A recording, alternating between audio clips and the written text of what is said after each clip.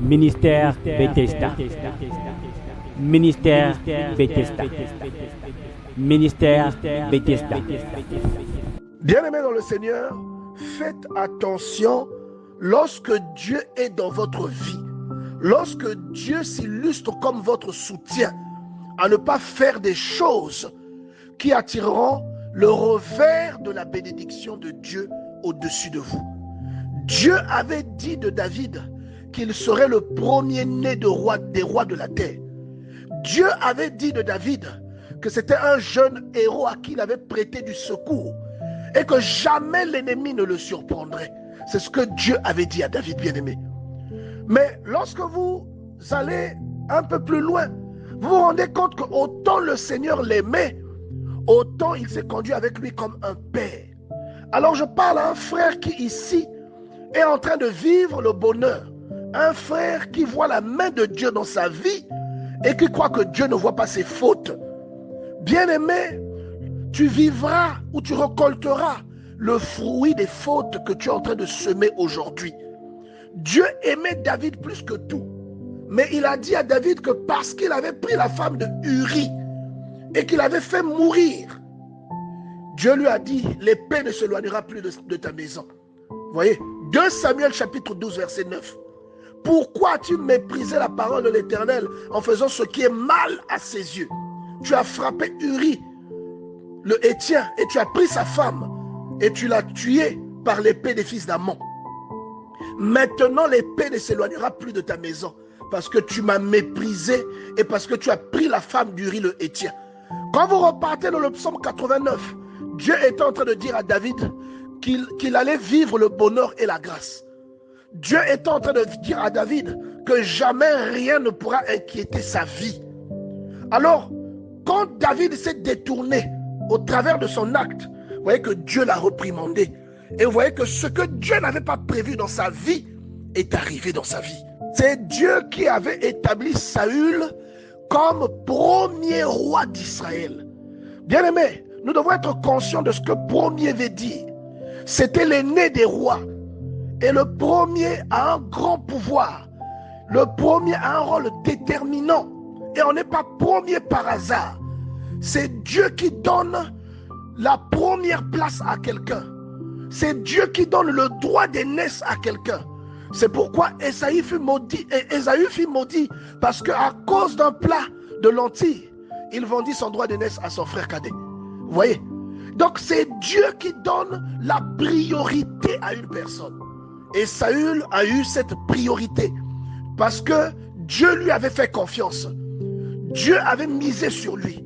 Et même physiquement, la Bible dit qu'il était plus beau que tous les hommes d'Israël. On dit qu'il était plus grand que tous les hommes en Israël par la taille. Vous voyez? Donc Dieu avait investi en lui. Mais son cœur s'est tourné vers autre chose. Vous voyez? Et je vous dis souvent que les guerres dans la Bible sont des guerres qui symbolisent un enseignement illustrant des guerres que nous livrons à nous-mêmes. Des choses que Dieu nous demande de détruire en nous, de ne pas épargner. Et que lui, il avait décidé d'épargner. Dieu lui avait demandé de massacrer Amalek, qu'il avait empêché d'aller, de sortir Israël et de laisser passer Israël quand il quittait le désert. C'est comme toi aujourd'hui quand tu te convertis et que tu veux migrer quelque part vers la sanctification et qu'un péché vient se dresser contre toi. Dieu te dit maintenant que tu es dans cet état, va massacrer ce péché. Ne le laisse pas vivre. Et lui, il a épargné. Et Dieu s'est repenti. À cause de ça, les enfants de Saül, même après sa mort, ont vécu beaucoup de choses que Saül n'aurait pas pensé faire vivre à ses enfants.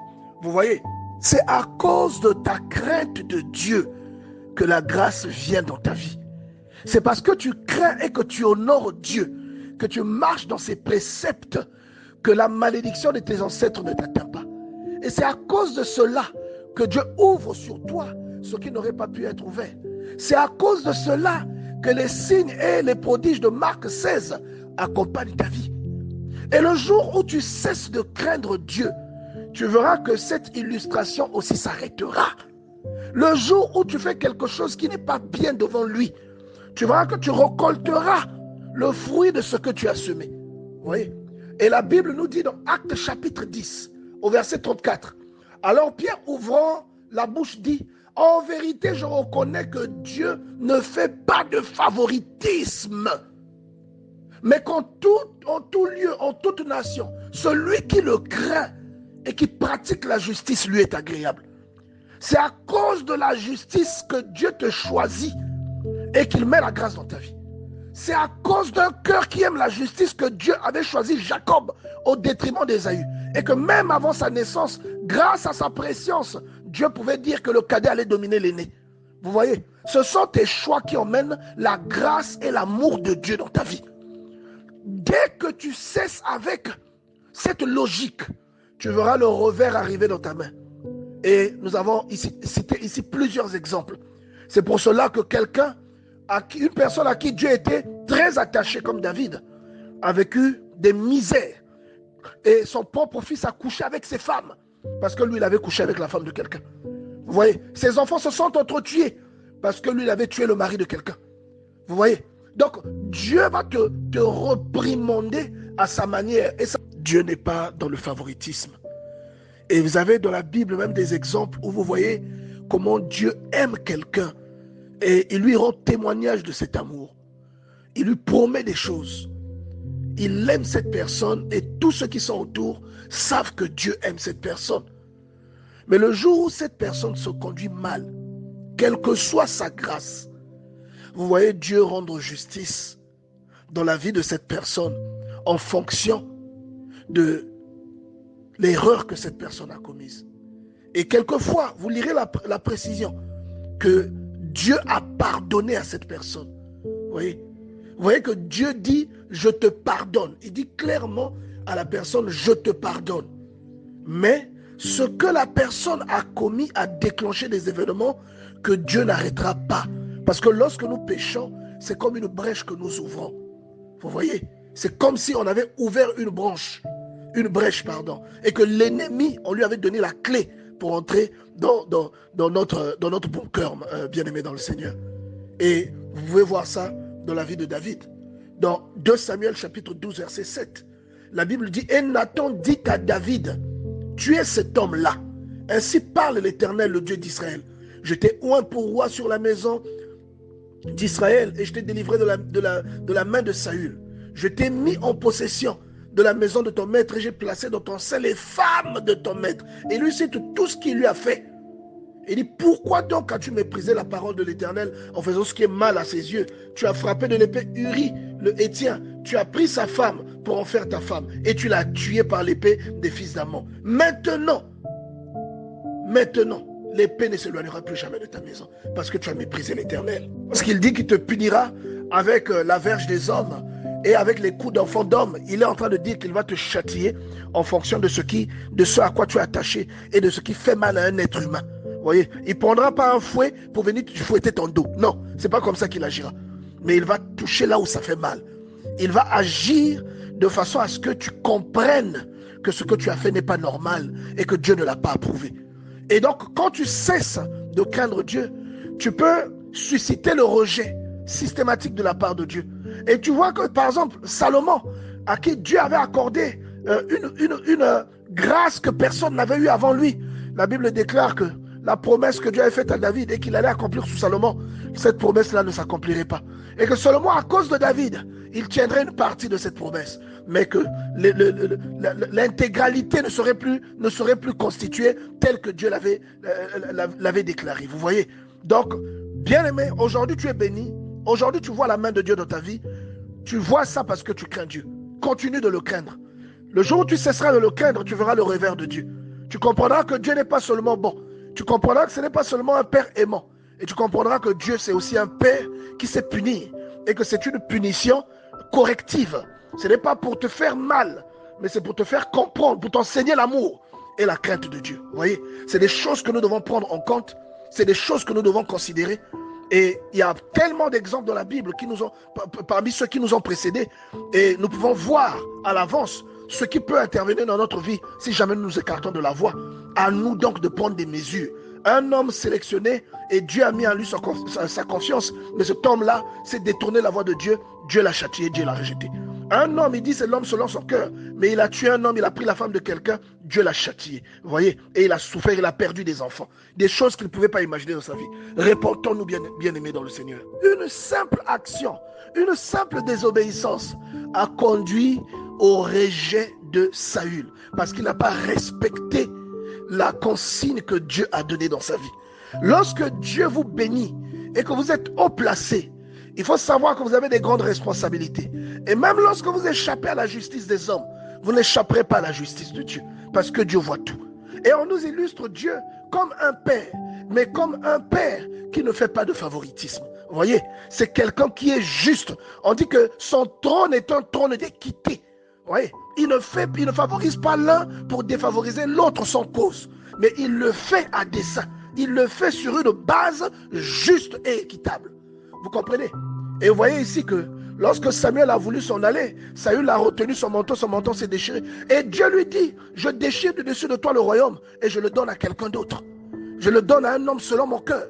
Donc vous pouvez perdre votre grâce aujourd'hui simplement parce que vous n'êtes pas conscient des dangers que vous faites courir votre génération future ou votre famille à cause de votre irresponsabilité. Simplement parce que vous voyez la main de Dieu dans votre vie, mais que vous estimez, bien-aimé dans le Seigneur, que Dieu ne voit pas vos erreurs.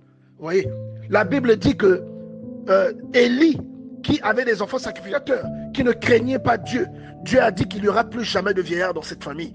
Et là, il a maudit sévèrement cette famille, alors qu'il les avait choisis. Vous voyez, Dieu s'est repenti du bien qu'il avait fait et des promesses qu'il avait fait à Élie, alors qu'il avait choisi. Et la faute ne venait pas d'Élie directement. La faute venait premièrement de ses enfants. Et la faute d'Élie était d'avoir laissé faire ses enfants, alors qu'il aurait dû craindre Dieu plus qu'il ne craignait ses enfants. Vous voyez? Et Dieu est venu emmener la rétribution dans sa vie. Fais attention, bien-aimé, toi qui es béni. Fais attention. Crains Dieu et ne commets pas le péché. Bien-aimé, on ne badine pas avec le Seigneur. Dieu peut vous aimer.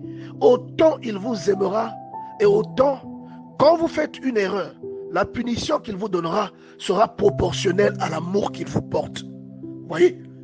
Autant il peut avoir des grands projets pour vous, autant il peut se rétracter à cause de la façon dont vous vous conduisez vis-à-vis de lui. Vous comprenez? Et la Bible déclare dans 1 Samuel chapitre 2 verset 27, un homme de Dieu vint auprès d'Élie et lui dit, ainsi parle l'Éternel, ne me suis-je pas révélé à la maison de ton père lorsqu'ils étaient en Égypte, dans la maison de Pharaon? Je t'ai choisi parmi toutes les tribus d'Israël pour être à mon service. Parce qu'en fait, les enfants d'Élie, les enfants d'Élie ne respectaient pas Dieu. Ils étaient prêtres, mais ils ne respectaient pas Dieu. Et Dieu a considéré cela comme un affront parce que pour Dieu, Élie craignait ses enfants plus qu'il ne craignait Dieu, puisqu'il n'arrivait pas à recadrer ses enfants. Il laissait faire ce qui était mal devant Dieu. Et Dieu est venu se rétracter.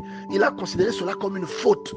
Et il a dit que, puisque tu as eu peur de tes enfants, plus que tu ne devrais avoir peur de moi, il dit, il n'y aura plus jamais de vieillard. Il dit au verset 30, c'est pourquoi voici ce que l'Éternel dit, le Dieu d'Israël, j'avais déclaré que ta maison et la maison de ton père marcheraient devant moi à perpétuité. Et maintenant dit l'Éternel, loin de moi, car j'honorerai ceux qui m'honorent, mais ceux qui me méprisent seront méprisés. Voici le temps arrive où je retrancherai ton bras et le bras de la maison de ton père, en sorte qu'il n'y ait plus de vieillard dans ta maison. Tu vois? Et c'est moi l'Éternel qui... Donc, vous voyez que Dieu, bien-aimé, ne blaguez pas avec Dieu. Il peut vous faire du bien.